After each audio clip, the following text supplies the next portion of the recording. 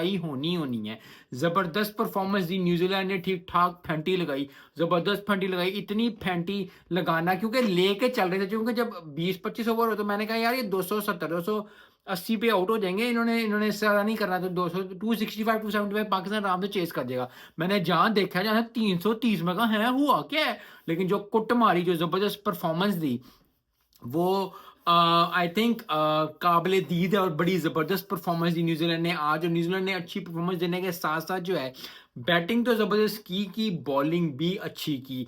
Bowling में फिर वही बात है कि स्पिनर्स अच्छी, और कैचेस, और 2-3 कैचेस जो पकड़े हैं वो बड़ी ज़बरदस्त पकड़े हैं। तो फिर कैचेस इसलिए कहते हैं कि कैचेस विन मैचेस। न्यूजीलैंड ने ज़बरदस्त परफॉर्मेंस देके, अच्छी परफॉर्मेंस देके जो है वो काम किया। पाकिस्तान की अगर बात करी जाए, बॉलिंग अच्छी चल रही थी, बहुत ज़्यादा लोग कहते अच्छा चल रहा था, लेकिन वो आखिर में कुट पड़ गई।